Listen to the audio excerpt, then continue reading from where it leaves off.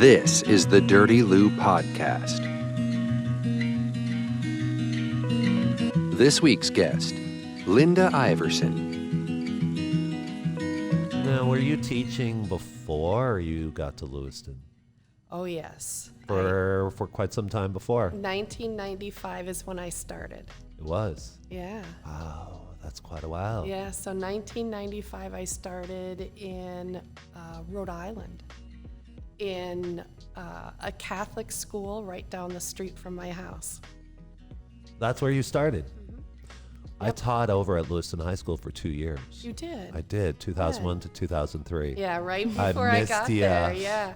I was in Rhode Island, and I started in a Catholic school, and I was just part-time. It was .2, but I worked the whole day because I was a paralegal before that. Mm-hmm. And so I had no experience except just volunteering in my son's classroom, except that I had a degree from the University of Wisconsin as a teacher. That said you could. Yeah. I remember especially the first year. All of the setup, all of the prep work for each and every week was continual. Like you're just up late nights, or I was up late nights. I was trying, I felt like I was thrown into it because it was a late notice that I was becoming a teacher. What subject? It was English. Oh, really? Yeah, it was. First year was freshman. I took over there was a teacher, I can't recall his first name, but Shapiro was his last name. Very much kind of a part of the community, and he was a teacher quite a bit. Was it a woman or a man? It was a man. Dan Shapiro. Do you know if it was Dan? Yeah, but Dan came back because when I got there, he was my mentor. He was. Yeah, he did. He passed away. His funeral was on my birthday. He had a form of cancer, and I can't remember. Cancer. It was lung cancer? Yeah. Okay. So I had filled in the first year, and then they took me on a different role the second year. Oh, yeah. So he must have for gone sophomores out and come back, and then he was my mentor 2004, 2005. Mm-hmm. And I believe he died in January of 06, but I'm not sure on that. Or Okay. 05. I don't know. Nice man.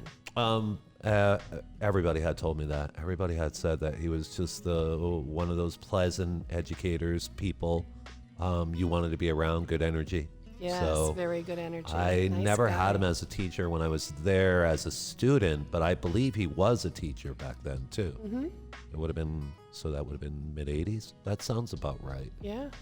Yeah, that sounds about right. So you've gone around chasing school systems. Chasing the dream. Yeah, I went from that Catholic school, and then I went down to East Greenwich, Rhode Island for a 1 year, .6 job, 1 year only, because the woman had narcolepsy, and she had been there for 25 years, and they didn't want her to screw up her retirement. So they let her teach .4, and I taught .6, 1 year only, but I did it for 2 years. How come 2 years? Just because they needed you? They needed her, and I think they did the 1 year only thing for 4 years total to get her to a place where her retirement would be good for her. Okay, I Yeah. gotcha. I understand. Then I ended up at Remington Middle School in Franklin, Massachusetts for 3 years. After the After Rhode that, Island, yeah. after the time in Rhode Island. What do you feel like you learned? What was the greatest experience off of that Rhode Island time period of being an instructor, a teacher? I really learned that if you love and respect the kids, that they will absolutely love and respect you back, unconditionally. Unconditionally. Unconditionally. It was as if they had craved somebody that wanted to just teach them. And I remember a young man, I don't remember his name, but we were doing a poetry unit, and he compared me to a Spanish teacher who had lost the drive and love for the students. And he compared me in a poem to her and had put me in a position of just total love and respect. And the kids had never had anybody come in and not judge them before. Wow. And it was the beginning of a real magical time for me. And I chased it. That's what kept you going back. That's really what kept is. you like really Yeah, involved. when we did the awards that year, I remember giving an award to a young woman named Whitney. And I lived in the Providence area, and I had to drive down, and my little minivan lost the muffler on the way down. And I had grease all over my face when I ran into this award ceremony. And all of these very judgmental teachers just looked me up and down, but the kids were like so relieved I had made it. And I literally ran into the award ceremony and ran up to the podium to give my award. And I gave it to this young woman, and all the kids were sitting there my name was Nezapur at the time, and they were like beating their hands and screaming, Mrs. Nez, Mrs. Nez. Oh, that made the teachers so angry. But I gave the award, and the father said to me later, he said that was the only award she wanted, was the award from you. So yeah, I was chasing it when I left Rhode Island. I went to Massachusetts because I got my full-time job. Yeah, right. Well, you had to. I mean, there need to be some assurances about what your path is. Yeah. So I ended up in Remington Middle School for 8th grade. I had taught 8th grade as well in Rhode Island, and that was a similar experience. It was just really quite wonderful. And then Lewiston was after, or was there somewhere in between? Yes, I moved up to Maine, and we lived in Brunswick, and I got there in September, and all these teachers in Brunswick said, oh no, English positions are totally coveted. You'll never get a position in Maine. That's what they said to me. So I worked for a law firm in Portland for 9 months. And without searching out the market, or did you search the market first? But nothing was available? My fingerprints, they wouldn't come back. It took 9 months for the fingerprints to come back. So I went and I was a legal secretary in Portland for 9 months. And then I had 3 job offers in that following August, because I did go for it. And Lewiston was the one place where I thought I could make a difference. You were living in the Portland area? I was in at the Brunswick time? at You the were in time. Brunswick? Yeah. Also, not too bad of a commute either to come here then. No, Either. not at all. Yeah, it was just. Why Lewiston? Why did Lewiston why did that appeal to you as a place you could make an impact? Because it was so new and so different. So that was 2003. So that means that the immigrants came in 2000, I believe.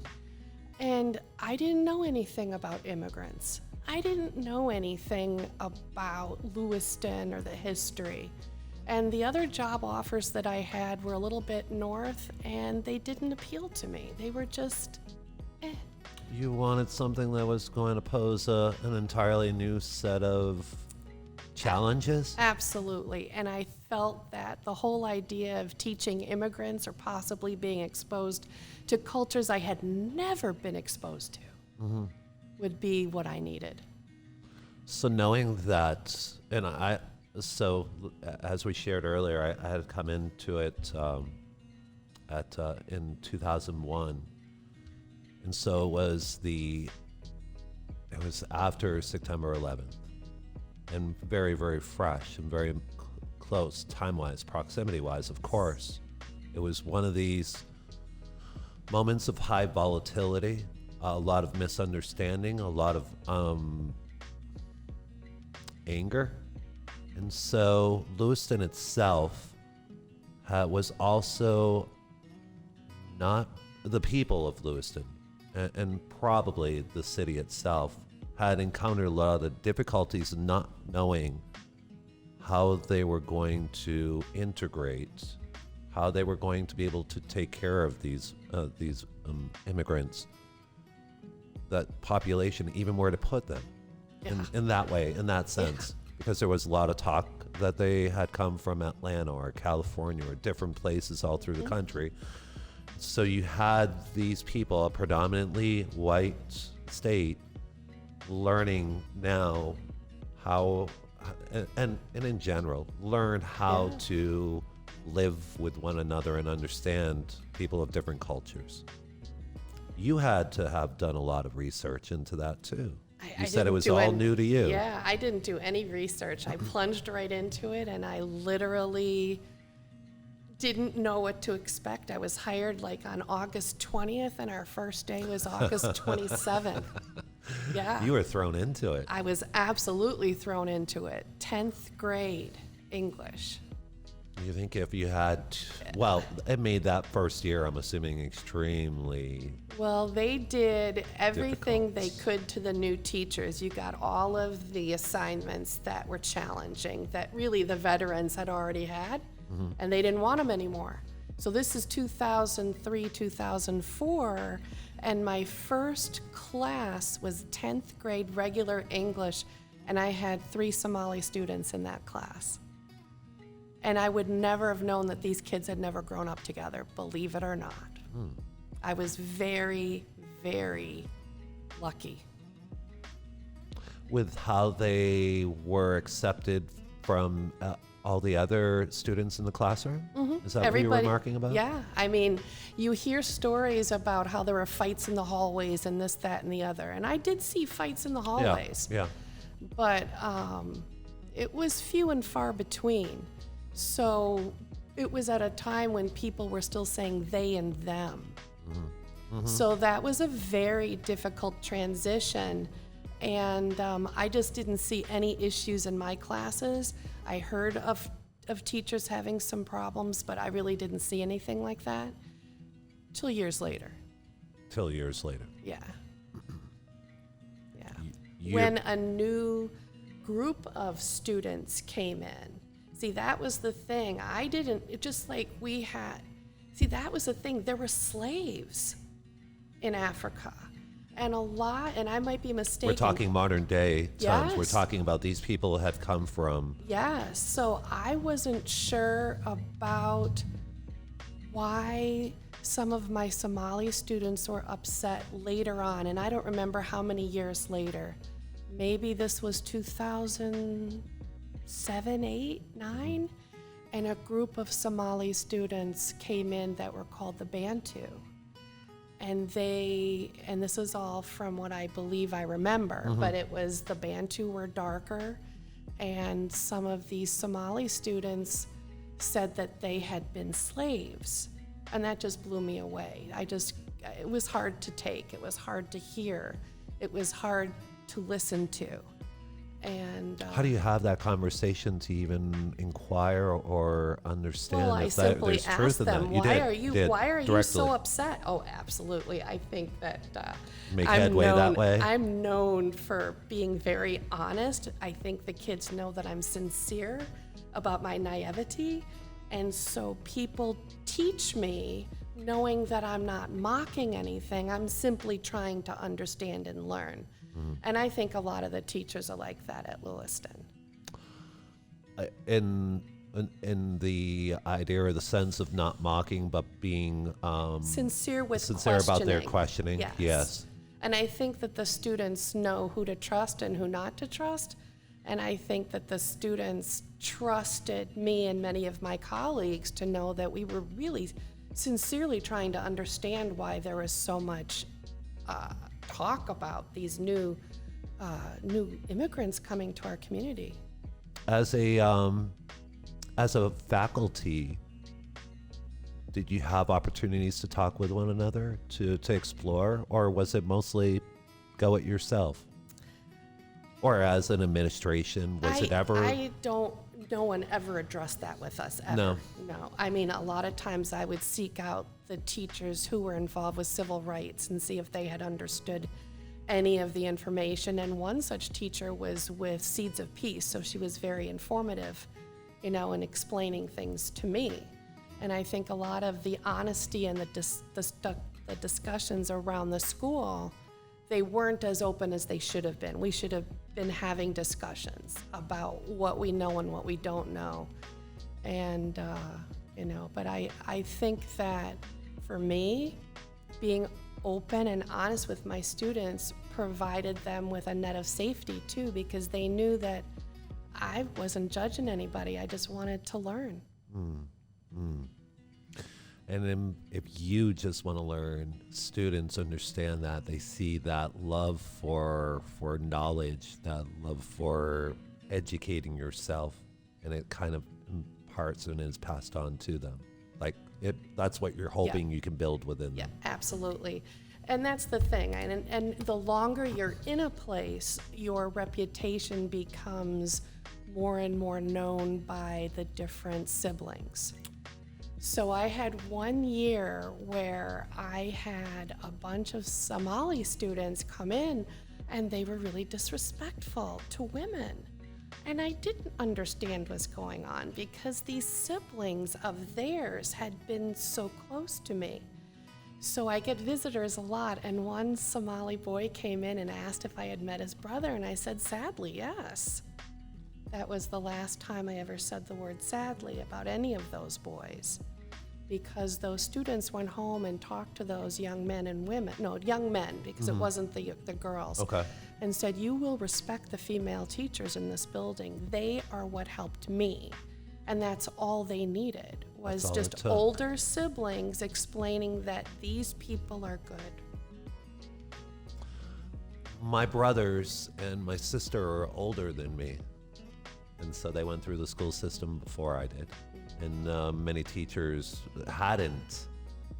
They weren't the same teachers for one reason or another.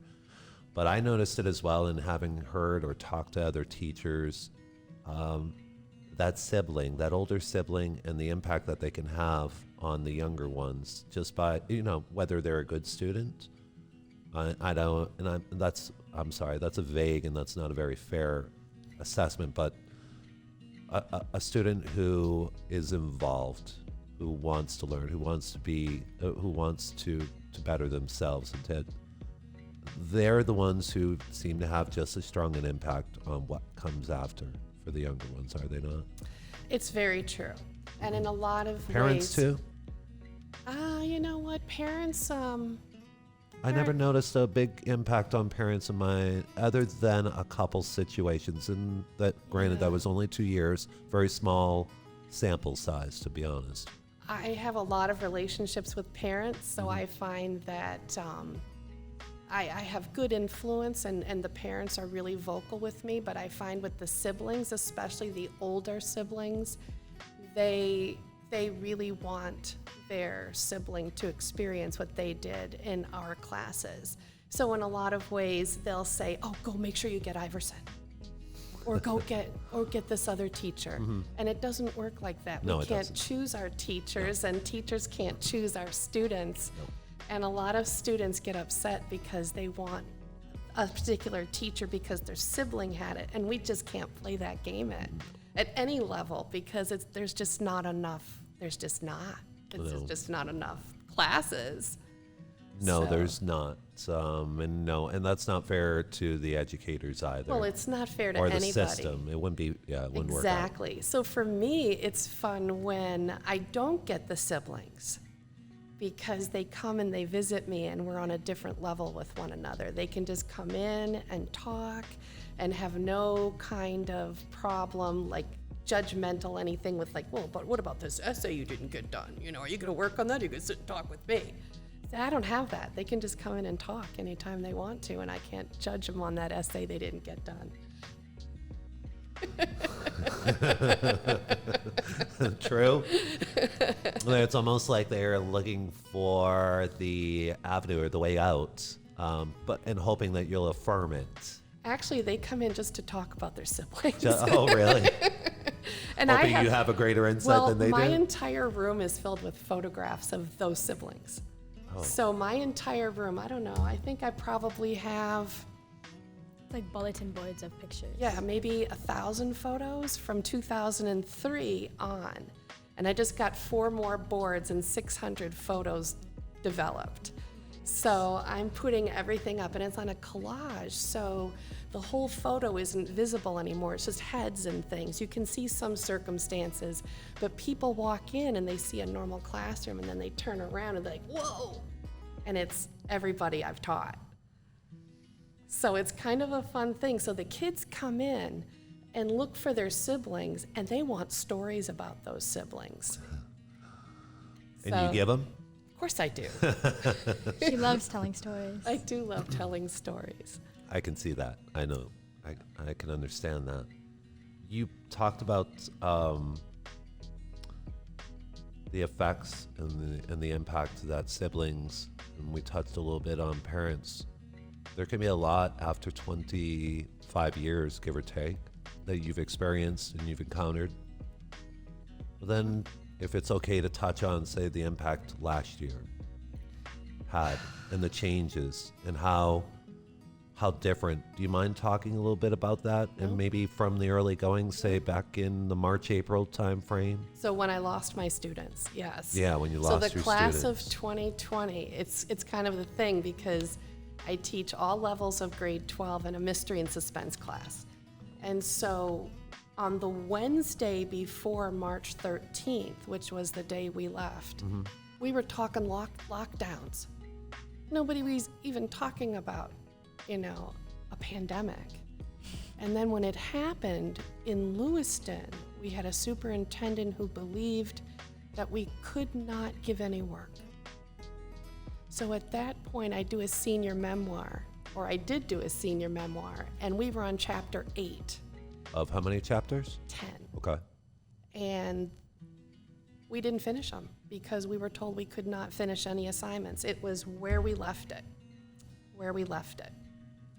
And so it became a battle of social and emotional learning, and we had our hands tied. I didn't know what Zoom was at that point. This is March. These are my students. I don't have the AP exam. I didn't know what to do. I put myself into a terrible depression because Lewiston said we couldn't have any connection with our kids. And a lot of the younger teachers knew how to do Zoom and the FaceTimes and everything, and my students know. Yeah, sure. Yeah, my kids know. I'm not technologically savvy. I mean, they help me, with anything. So this was horrifying. It was horrifying. How did you, that had to take some time to dig out. There were no more in class. There was no more for the rest of that school year? That is Am I right in thinking at that? Lewiston. Okay. So I cross-stitched. So I work with the top 10, at least I have. Every year it's a different assignment and whether or not I'll get asked, but I've been doing it for 5 years. So I started cross-stitching, and I ended up making a cross-stitch gift for each of my top 10 students with the word that they equated their journey to become a top 10 student. What were you? I was number Yeah, 9. but what was your word? Do you remember? Oh, no. Well, like in this particular year, like persistence, tenacity, so all these things, I put a little flower, I wrote the word, and we did a drive-by top 10 banquet where the entire all the invited guests, the school board, the principals, me, because I was the coordinator, guidance counselors, interested teachers, we got into a caravan of cars, and we literally drove to each top 10 students' house where I ran up, told them what to do. They had the little speech on a card. They gave their speech, they donned their cords, they were stylish and classy, and then we went to the next one. And we went to all 10 houses, and they had 10 little speeches, and it took 3 hours, when it's usually an hour's journey through our banquet. And it was exciting for them. We came up with new and unique ways to solve our problems, but it was also really horrifying because I couldn't hug my students. I went up to them, we were all in masks, or we weren't in masks, but we couldn't hug each other, we couldn't get close, and it was just really difficult. That had probably been the first time as being an educator that you couldn't. Exactly. And that, I think, I hug, everyone knew I hug. I'm a hugger. This is what I do. It almost killed me.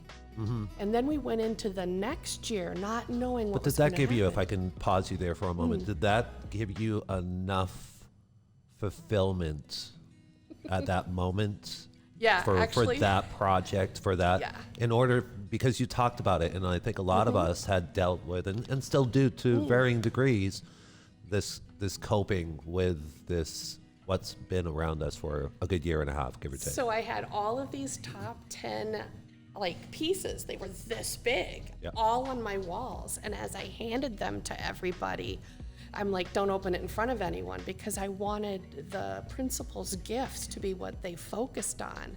And they all opened their gifts separately later, and I got phone calls and letters, and I just wanted to give them a gift from my heart, because I didn't have the rest of the year to make that bond with them. And I felt, at least with those students, I did make that bond. There's that period of time when you get to know them. There's all these new relationships that happen in August. Yeah. And this idea that you're going to, it exists until June and beyond, but it exists on that really intimate level, at least till June. Yep. So to be denied that it was in really hard. March. It was so hard. So Lewiston decided to have their graduation, which I'm also a part of. I usually launch the kids, and I take lots of pictures of the kids at a normal graduation ceremony. And this was a little different because we did it at the airport.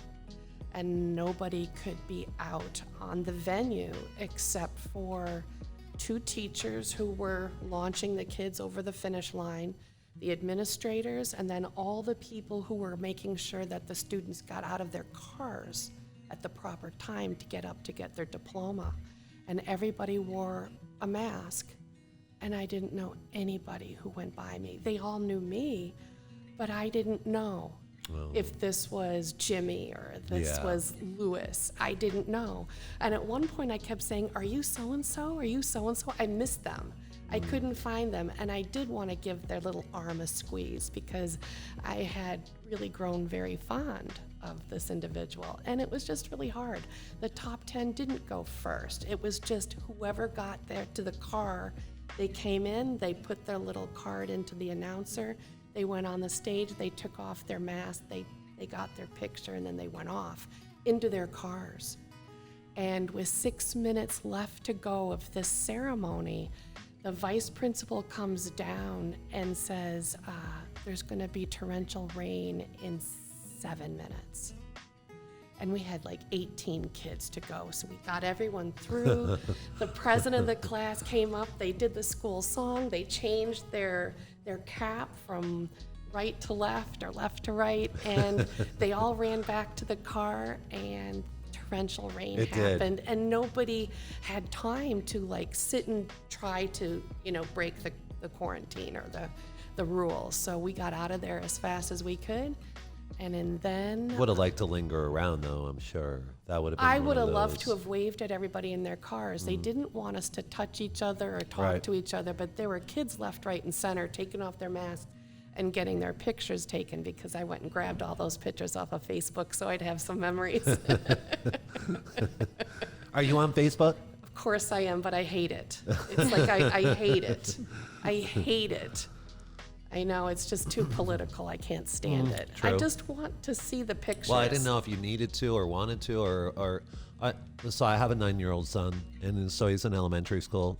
And I was very surprised when his first grade teacher friended me, and I was like, what?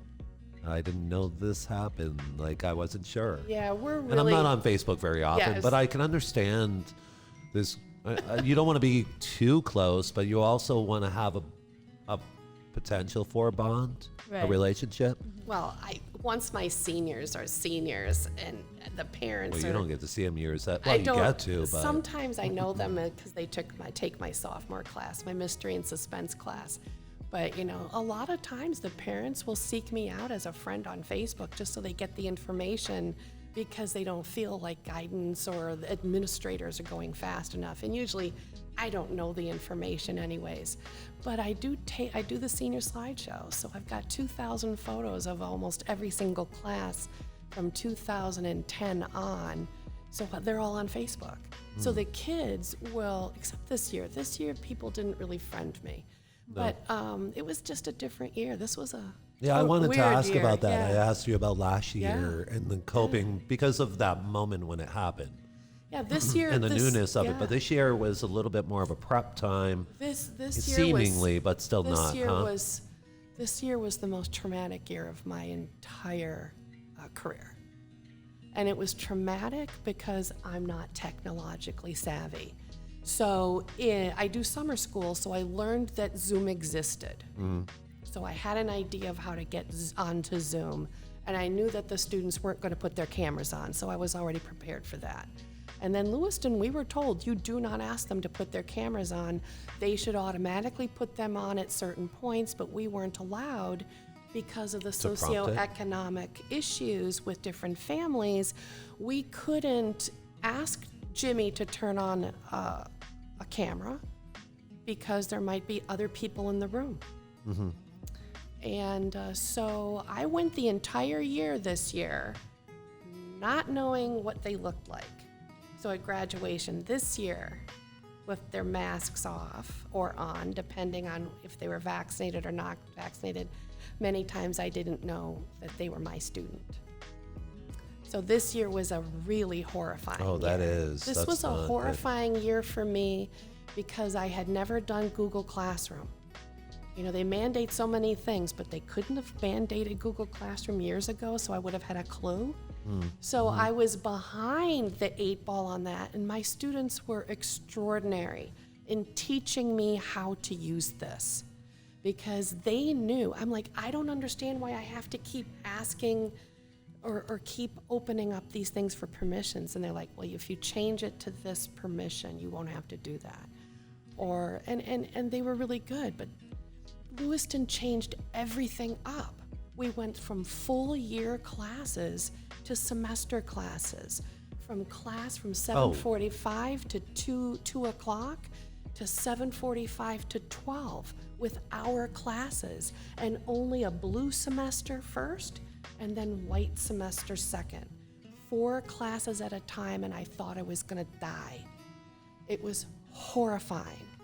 Did you do the hybrid? So you were half online, half in person, right? Yes. So we had a bunch of kids who were, let's say, sports people, and they weren't virtual until their sports seasons ended, and then they became virtual.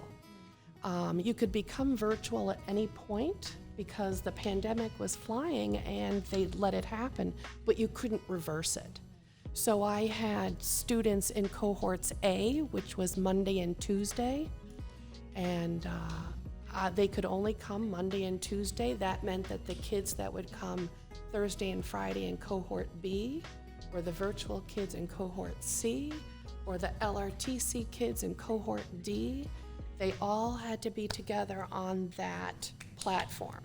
So some teachers, we didn't get the okay to do Zoom all day long until midway. They didn't think our bandwidth was big enough.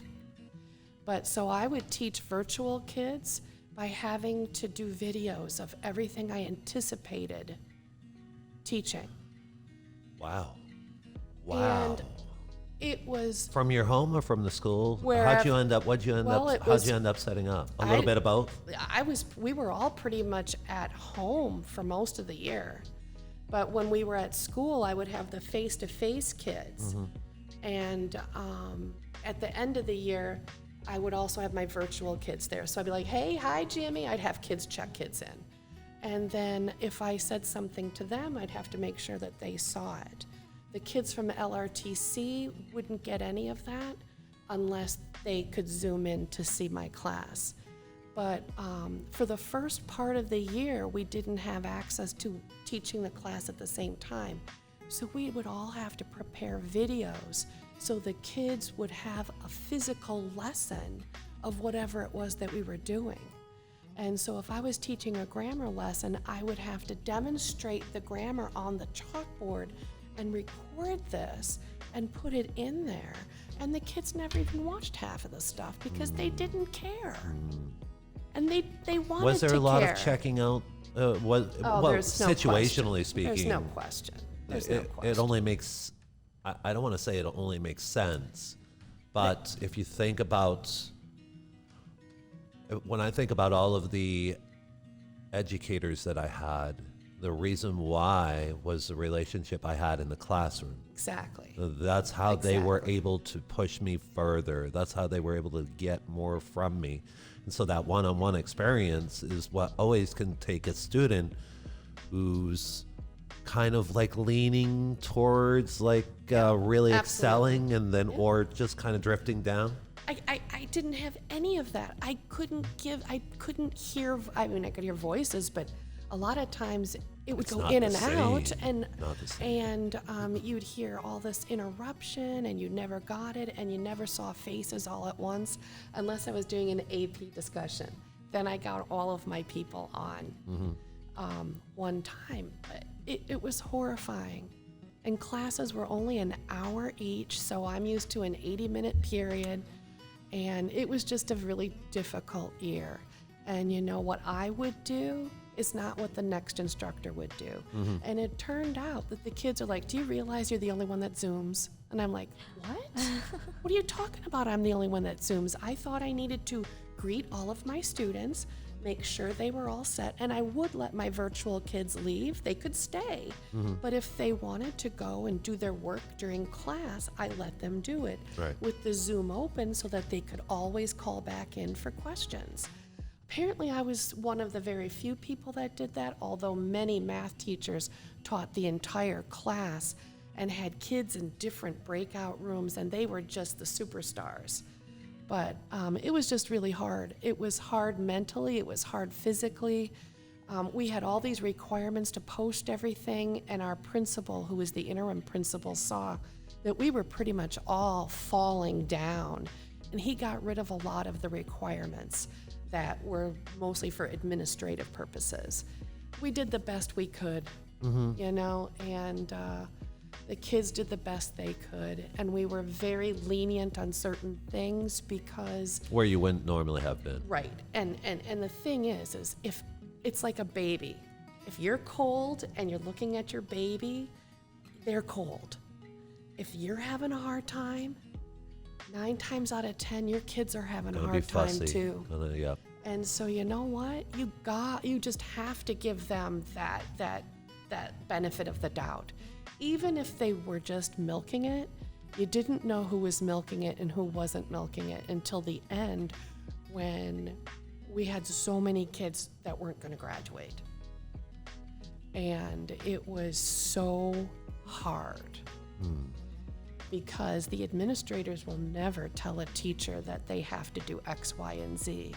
But they did want us to remember that certain students might have really had difficult times. School was their place to have that contact with people. Maybe it was a difficult household. And so this was just horrifying.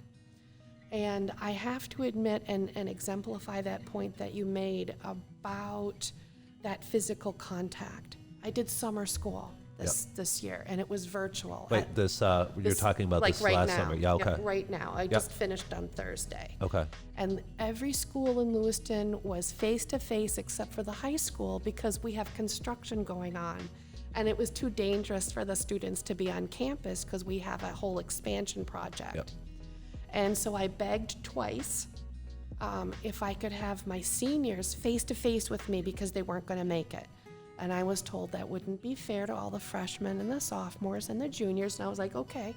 And then with 2 days left, I thought, I'll ask again. And I said, I have 4 seniors that could make it if I had them physically in front of me. And they said yes. So at 7:45 on Wednesday morning, my 4 seniors who did the best they could, but virtual learning wasn't their best thing, they were there, all 4 of them. And at the end of that first morning, they were to a point where I said, you go home and do X, Y, Z and get back here tomorrow morning. You do this, and you do this, and you're gonna make it, you're gonna graduate. And one young man said, Miss, may I do my speaking and listening from home?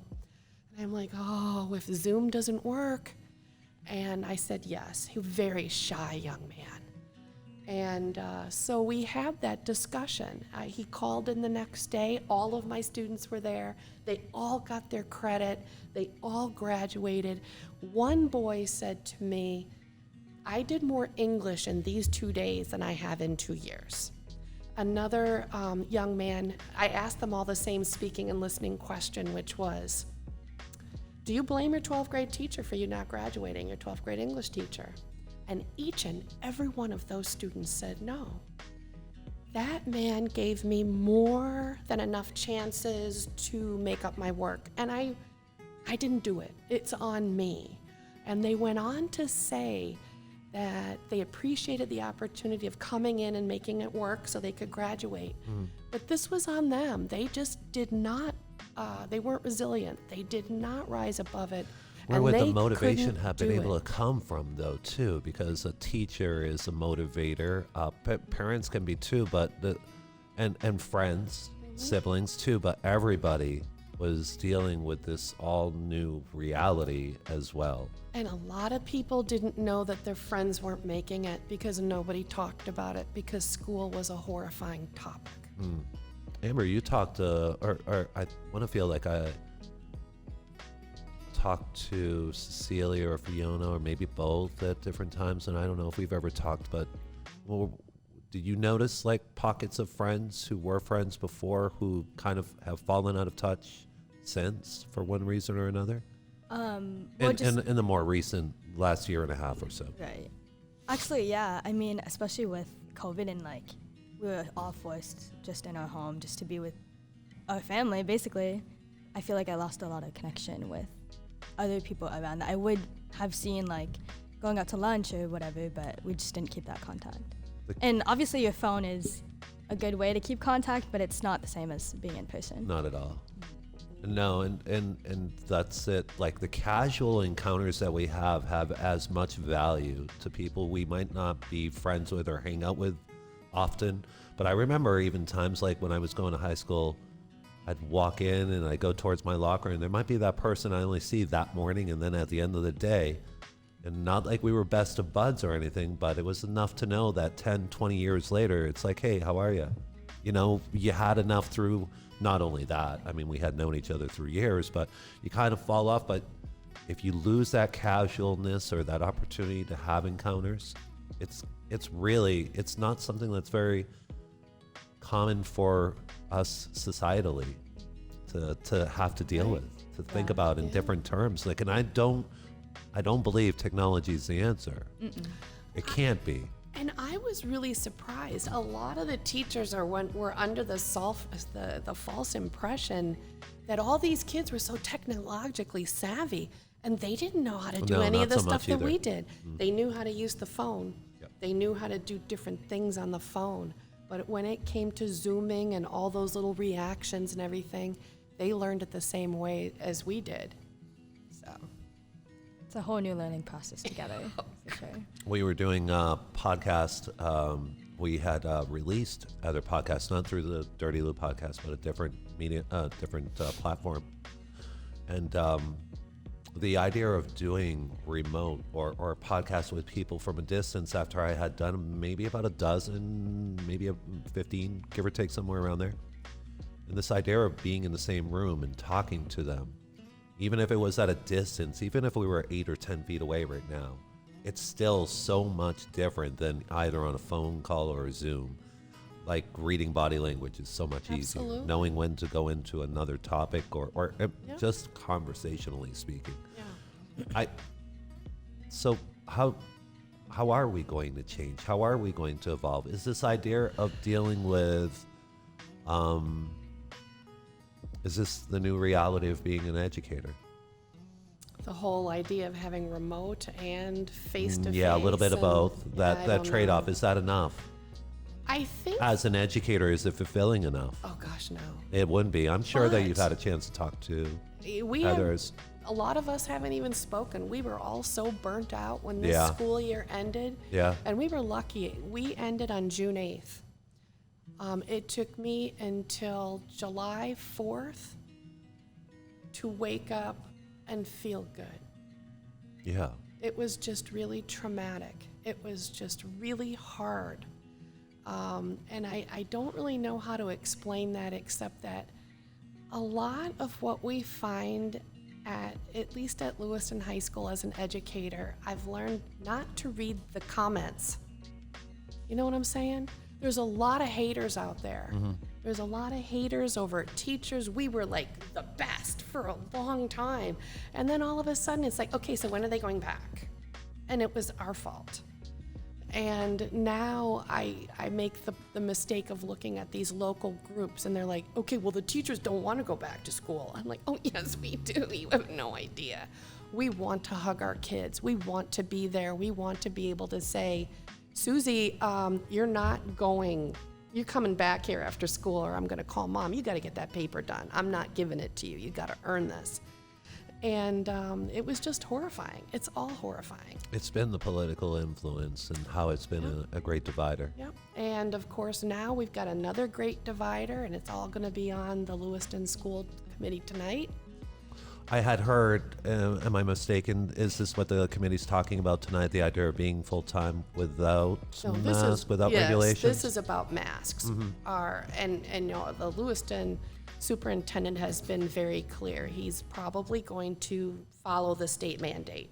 And at this point, his educators and his students and his parents want to know where he's at. And he says it's going to be choice. It's going to be choice. Yep. Auburn last year, the school department in Auburn had taken some risk that maybe a few people in the community felt like wasn't the right risk to take. But did they experience, do you know if they experienced any? I don't know anything Sustain- about, no. I don't know Okay. anything about I don't believe that, Auburn. as far as I know. My ex-wife, who we're still very good friends, but she's a librarian over at Yale, and there was like a week or maybe two through the school year, but the idea of the cohorts, where certain cohorts were shut Right. down. Yep.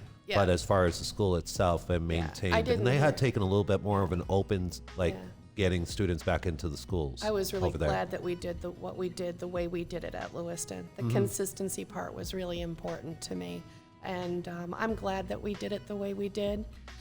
If it remains, Even at the emotional toll. yeah, Yeah. absolutely, because I think the change was going to be even more difficult.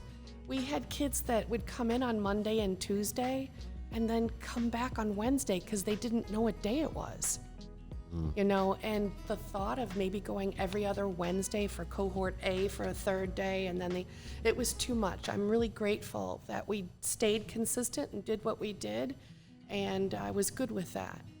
And when we go back to school, I walked into my classroom the other day, and I have 25 desks sitting there, and I cried because I had 12 desks for the whole year with everything else piled against the wall. If I can be face-to-face with all of my students, all 25 of them, and have all of our classes, I will probably be masked because I'm a 62-year-old diabetic, and I have asthma, and I am vaccinated. I probably will be masked just because I also work with a cancer patient, and I don't want to have any risks, so I will probably do that just for me, but I'm not going to really be crazy about anybody else, as long as if they're wearing a mask, if they're wearing a mask and they've got it covered up, I don't have to say tuck in your nose. That would be nice. But if a student isn't wearing a mask out of choice, and that's what our superintendent has said, I'm not going to give anybody a hard time. I'll have plenty of masks if anybody wants to mask up later. But that's just me, and I don't know what's going to happen tonight.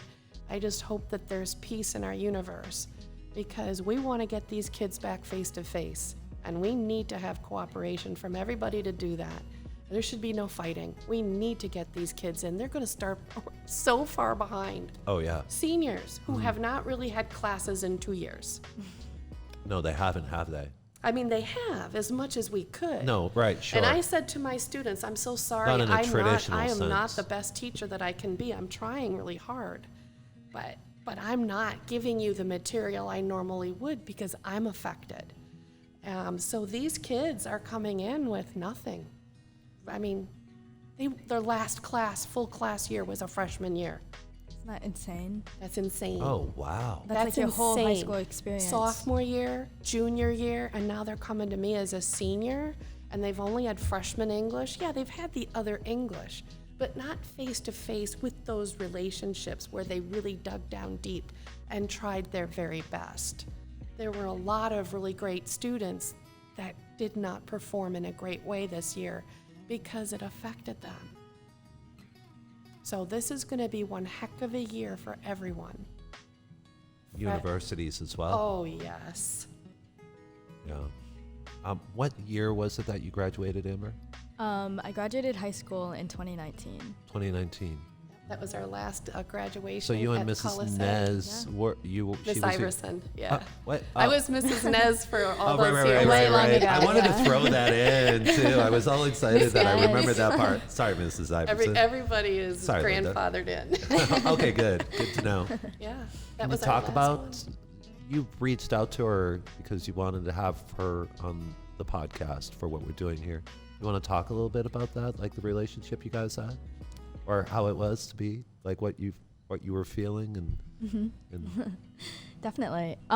So I had Miss Iverson for AP Lit my senior year, and then, we went through the whole COVID thing, whatever. We didn't. I mean, I would see you on Facebook and like your posts sometimes, but we didn't really. See, that's why. We didn't stay in contact too much, but I thought when we talked on the podcast about making a section for Lewiston educators and giving them a platform, I think you were one of the first people to come to mind just because I know how deeply you connect with students, and not just students, but their parents too. And you have a long history at Lewiston, you work 19 years, so I feel like you'd be the perfect person to explore that on this episode. And I'm glad you brought up the 19 years part, because this is what is so sadly lacking in education today. Teachers come for 2 years and they leave. There is no history built up. There is no, I want to have this teacher, the science teacher's extraordinary. My older sister had her. There is nothing like that unless you've got people. And we've got a lot of people who have been there for many, many years. But we just lost another English teacher for grade 12 who had been here for a year. So I'm frustrated. Why does it happen? I don't know. What do you think happens? I think that Do you think that the educational system, and I'm not pointing the finger at either public schools or anything like that, are there things about it that are a little antiquated for today's world? Is that part of it? Like, are you losing them to other school systems, or that's what's happening? Well, a lot of, the last two 12th graders, one 12th grade teacher left because she didn't believe in what the new superintendent had done with a concept called Edgenuity, which was this online learning class. And she was really upset about it, brought it to the people, and they, I'm sorry, this is the way we're going. So she left. And this other gentleman, I don't know where he went, but I think that an opening came in a school that he had been in for 17 years. And the comfort of being in a place where he knew the people, I think, called to him. The familiarity Yeah. does play a big difference, as Yeah. much as, say, routine does. Exactly. Yeah. A lot of times Lewiston loses teachers, and we train them to work with all students. So they're very capable with working with every kind of student, special education, ELL, mainstream teachers, high, low, medium. And I think that we really do train the teachers to become really good educators, and they're marketable as heck. So anytime you're investing into your educators and then you lose them after a year or say 2, it's sort of like in other job, it's like other type of jobs where they're putting people into training. It's generally not for a year, it's for maybe a month or give or take. And so the investment, though it hurts, isn't like investing into a teacher for a year or 2. Right. And I'm at the point where I see a student or a young man come into the building that wants a job, and he was a Lewiston student. I'm like, if he wants to come here, invest in him. this person. That person will stay forever. That's why they're going to that school first. Exactly. I really feel that if we're going to make an investment, we shouldn't look at the shiny portfolio that these teachers bring in, because I don't believe they're going to be for the long haul. And we have to keep our teachers in Lewiston. It is so imperative that students be able to say, I want the teacher that my sister had. and that it just becomes like, oh, I've got this teacher. Yeah, my sister had him. I just love that.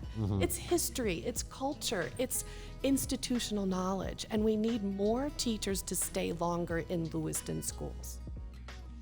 There was a time when it seemed like is this fairly recent change? No, I would say since about 2013 for me, we had a real tough principal who made a lot of really tough decisions, and we felt really safe in the schools, or at least at the high school. And after he left in 2013, I feel as though a lot of people, we've had like 6 principals in that amount of time. Oh, wow. Yeah, that's way too much turnover. Yeah. So I know True. I might be wrong with that number. I'd No, have to but sit and go it's an like excessive amount for a short period this. of Yeah, time. exactly. And I think that really does put it out there. And when teachers come here, they're like, well, your principal's only been here for a year or 2. Where are they going next? I don't know. So I don't know. I don't know if I'm speaking out of turn here on that. It's my personal opinion that we need to keep these teachers longer so that we can really become better educators. The longer you're here, we can meld together, we can speak together, we can learn together, cry together, have triumph and sadness, and just keep moving together as a team. And I'm sadly missing that. There are a few different of the University of Maine the colleges or the university, I'm sorry, where they focus or they're centered on educational, like creating teachers, like the programs are for teachers, UMF, UMO, and USM, I believe, as well, right? I think so, yeah. And so we have potential for someone to always to go to school within state and then to continue to be educators within state. Yep, and student teach at our schools, and I know many times we do hire those student teachers and give them a chance. How often do ed techs enter in on a high school level? And was there probably not as much, So you mean obviously, like of a need this past year or two? Huh? So an ed tech working at the high school? Yeah, do they work at high school? I know they work at elementary yes. level. Oh, and yes.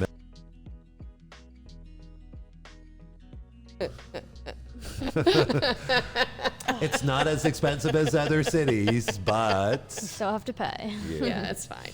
I forgot what I asked you. Well, it was about the USM. And So we have UMO. ed techs. Yep. We have a lot of ed techs, and I think that Lewiston just hired, maybe the number 60 is sitting in my head. There's going to be a lot of educational technicians that are hired for our English language learner program. And I know that if you looked at any of the websites, it would say we probably have a number of positions open all the way around the school district. For this upcoming year. Yeah, like a lot. I just didn't even look to see. But there's a lot of positions open. Did I get a ticket? I did. I'll take care of you, Linda. Give it to me. First one's a freebie. Second time we get you. Second time we give you everybody's ticket. Maybe we should have left it on the car. He was watching mine. He's like, you got the black truck? I'm like, yeah, I'll be taking care of this one, that one. And sounds like one more probably. That's why I came in. He was watching mine. He's quick with it. Yeah. I got a couple tickets before too, so. Oh, it's okay. It's my first parking ticket ever. So I think talking about the future is good. Like, what do I hope to see this year? What do I anticipate, Sure. We're going to have a new volleyball team. I know, I heard. That's so exciting. No. Finally, it's been in the works for like 3 years. We played volleyball this weekend. We want to take your team on. Right? Yeah, we could take them. Yeah, we could take them. Yeah, that's right. So we talked about a little bit about the past of being an educator, and then this more current position and present moment that we've experienced. Let's talk about the future. The future for education, for you, for the Lewiston school system, however you want to look at it, I suppose.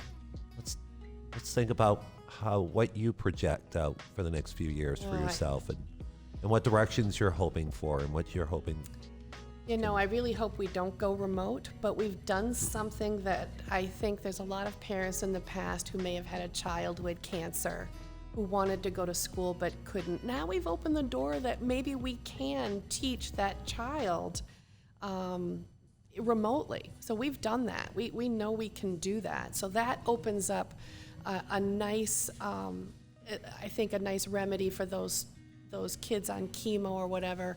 I don't think that I'd like to see it because they're afraid to let Jimmy go to the school. I don't really like that idea for virtual. I would like to see us all face to face. I think this year, I'd like to be hopeful. I hope we don't go remote. Apparently Lewiston has put something in their schedule that'll make it easy to go remote if we have to. But I don't even want to look at that. I want to stay face to face. If I have to be masked for that entire time and be face to face, I'm good with that. I think once COVID starts to let go of us a little bit, I think that Lewiston is really looking at equity. Lewiston teachers, Lewiston administrators are really looking at teaching teachers how to be equitable in unequitable times. Equitable in unequitable times. Right, you know, you've got... We talked about the division in society, I suppose, and so you're almost going to have a faction of the population feel as though whether they've been informed Exactly. by their news sources, by their media, by friends, Yeah. that there's an agenda for teachers Yeah. to come across and to implement within the structure of their courses or their teachings. And that That's a goes misconception. Right, absolutely, it's a misconception. I mean, I don't think any teacher in the Lewiston School District will teach anything that's untrue. But I do think that when it comes, like, I'm a 12th grade teacher, so I deal with news sources and what is true and what is not true. That's going to be really difficult to do in a lot of ways because we don't want to talk about the politics of the nation when we are talking about literature. But if we're talking about Orwell and 1984, there is going to have to be some discussions about sure. present day, but we need to do it in a way that isn't going to insult any of our students. Because politically, these kids are growing up in certain houses, as all of us are, but it's gotten to a point where it's nasty. And that's really difficult for teachers. I'm glad I'm not a government teacher, that's for sure. But when you look at news sources and you look at the way we teach classes for the future, I think that we're really going to have to all be on the same page with this and really kind of say the same kinds of things, because we need to teach kids how to find viable, good sources without saying that your sources are bad or whatever. We have to be able to do this, and we have to be able to teach all the different standards that we are supposed to teach with the materials we have. And in this day and age where people are calling other people names because they believe the color blue is better than the color green, it's crazy. And so I think we are going to go through a real difficult time. Do we need to? I really don't Is think. this something where we have to face in order to understand it better for all its ugliness and beauty? Oh, I just even hate to answer that question Yeah, because it has consequences. It has consequences. Yeah. And I know that in my room, I'm going to be honest with everything I feel. I'm going to try not to talk about the things that make people crazy, but I'm not going to tell lies, and I'm going to be as truthful as I can be. Am I going to tippy-toe over things? Not really. I'm going to try to teach the kinds of things that I need to teach and make it pertinent to those students so that they can relate to it on a daily basis. You know, Lord of the Flies, for example. I think it's a really good book. And I think that it offers a lot of fun discussion and sad discussion and scary discussions. And I think we can do all of that without having to talk about other things. I have to kind of deal with the COVID and the masks, and I kind of want to do things on a step-by-step basis. But I also want to make sure that every single student, no matter who they are or what they believe in, that they come into my room and they know they're safe, no matter what. That's the only space that you really can control, and so you need that to be a positive, Absolutely. safe Yeah, environment absolutely. for them, for Yeah. yourself as well, but for them first and Right. foremost. Too. Absolutely, for everyone's safety. You don't need to have any kind of imperial entanglements. If you catch what I'm saying here, you don't need any. I did. Yeah, you don't need imperial entanglements when it's not necessary. And I think that it's just really important, if you keep that in mind, that we're teaching the kids how to read and write and look at the world in a thoughtful manner, and that there is good and bad, and that you need to rise above life's bad obstacles and just move forward, always forward. I think the kids will get it in their own time. I don't know if it necessarily has to be that they learn everything about life in my classroom. We'll learn a lot, we'll talk a lot, but my position is to make sure that everybody thinks of positivity as better than negativity, move forward, always forward. It's a difficult process to head towards, and you're right about trying to teach them everything. You can't do that. You can only share with them what is pertinent to as well, because then you're becoming a little too involved and a little too vague about details about this preciseness that's necessary, right? Yeah, and there are a lot of teachers that are going to take care of that business. They are going to touch those topics because that's who they are. And that's actually what they get paid for.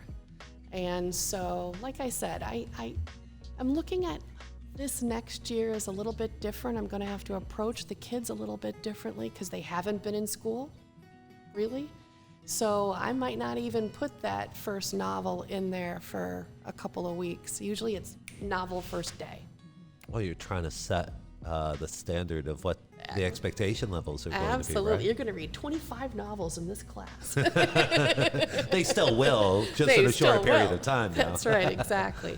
But I have to make sure that I know that they can read. I have to make sure that I know they can write. I have to make sure that they can actually speak and that they aren't frightened. I think there's going to be a lot of kids that can't do speaking and listening because they haven't been forced to do it for 2 years. Much higher levels of anxiety Absolutely. are probably anticipated or expected at this point, huh? Yep, so all of those things that we'll have to do to make the students comfortable, we're going to have to dig deep into our tool bags to find out what we actually have to teach them to make sure that they're ready for the real world. Earlier you spoke about using your resources to the best of your ability. School systems seem to always have a need for more resources. Where do you find and so it tends to be left on the individual teacher. Is that a fair statement?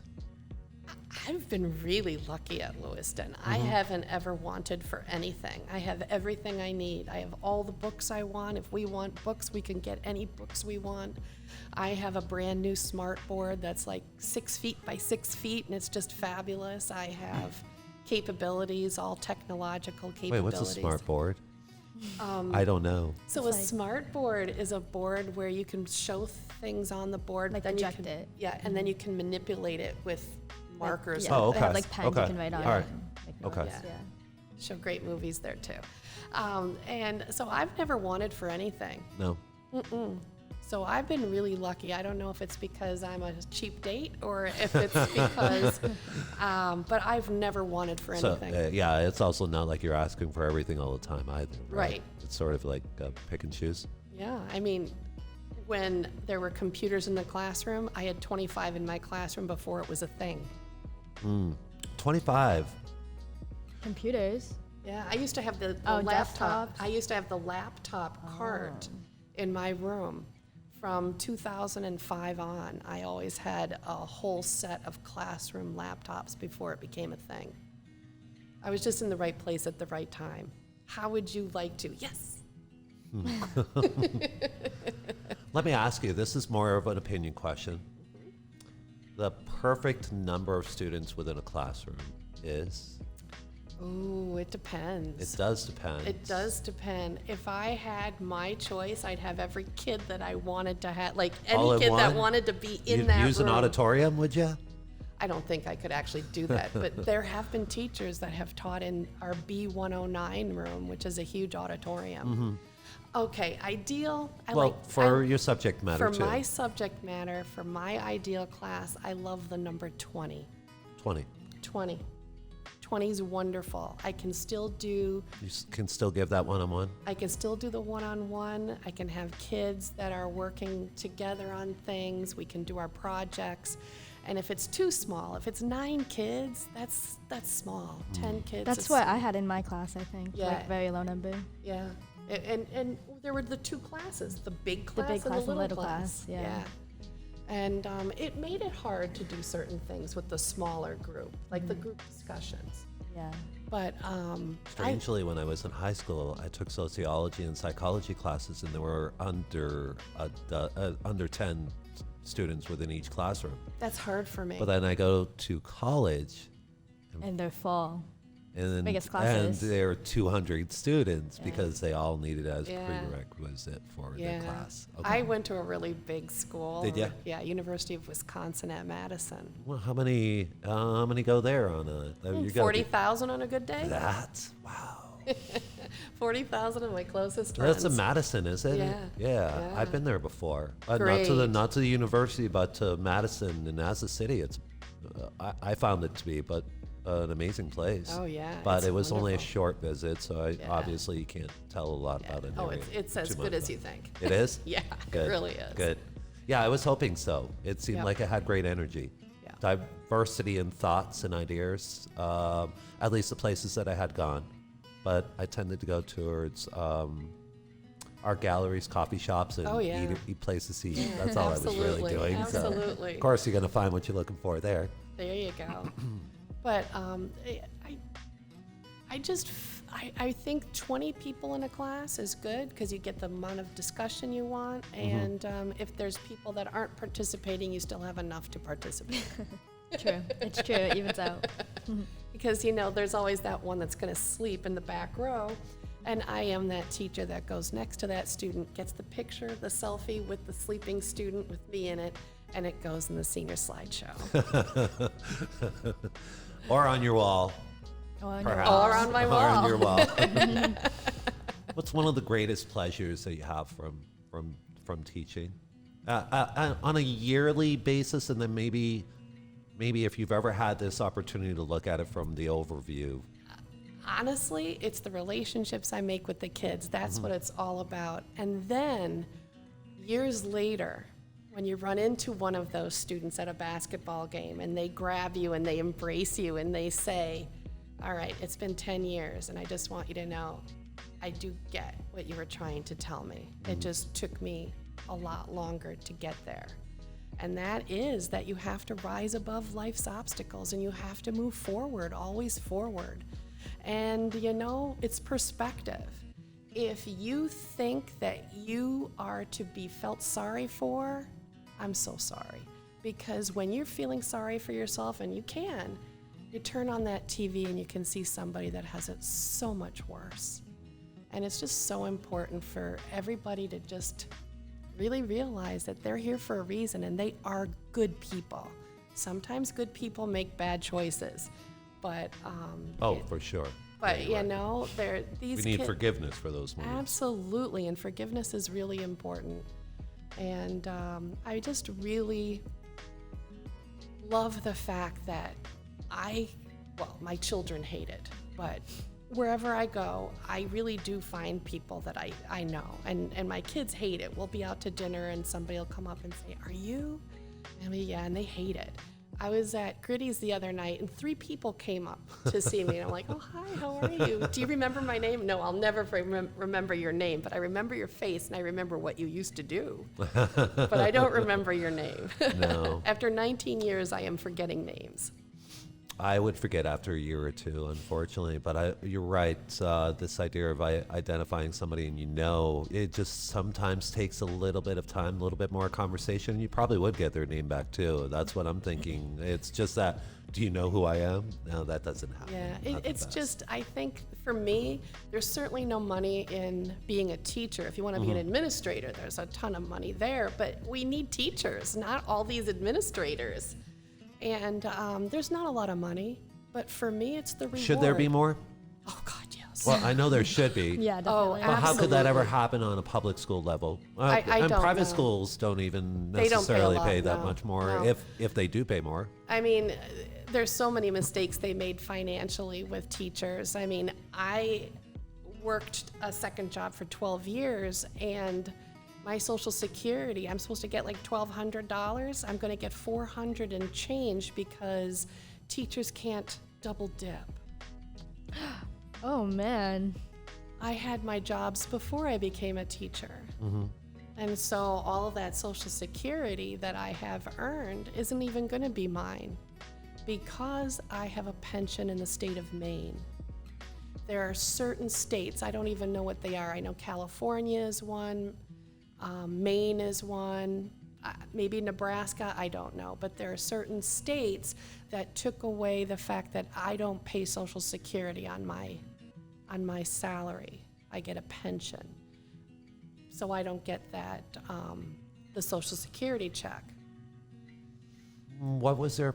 Something, I don't even remember. Does it have to do? Oh, it wouldn't Double have to do dipping. with It has something to the- do with pensions and double dipping. It couldn't be with the labor union because you were only pinpointing like a certain amount of states or Yeah, particular it used to states, be, so yeah, it's a something like handful that. of states where teachers don't pay It's really interesting. the Social Security out of it. But I had a job in Yarmouth for 12 years and I paid Social Security in there.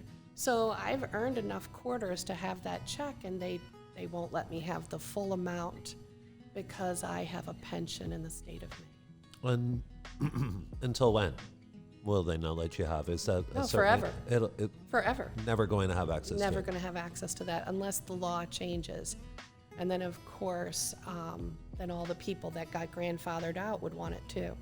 So I don't know all the politics about it. I just know that when I go in for my retirement talk, I'm told that my $1,200 check will be about $400 and change because I can't have a state of Maine retirement account plus Social Security. And So I do think that teachers should make more money, and that requirement should be taken off the table. I'd like my whole Social Security, thank you.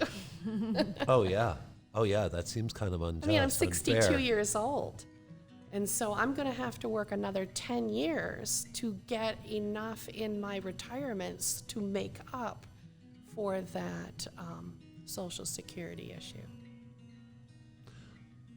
Would there be any perks, anything that could entice more people to decide to get into teaching outside of just the pure love I don't of know. teaching? Is it that? There's a lot of kids that leave and they go, I want to be a teacher. And I'm like, oh, please don't do it.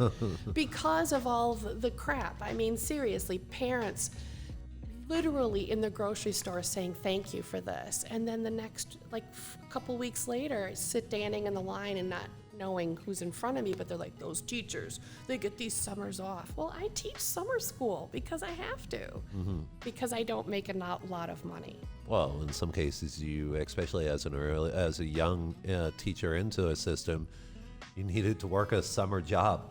There are very few individuals I've ever met who got into teaching who weren't working a summer job. Right, In it's the true. early, Yeah. maybe at least Yeah. 6 to 8 years, Yeah. almost. Yeah. Seems like all of them. There should be more money involved. I mean, you know, as a first-year teacher, you spent so much time because you needed to prepare lessons, you needed to do X, Y, and Z. Living and breathing it. Yeah, Like living day and in, breathing day out it. until you couldn't stay up anymore. Yep, And absolutely. started all over the next day, and that was 7 days a week. It Yep. felt like, especially in that Yep. first year.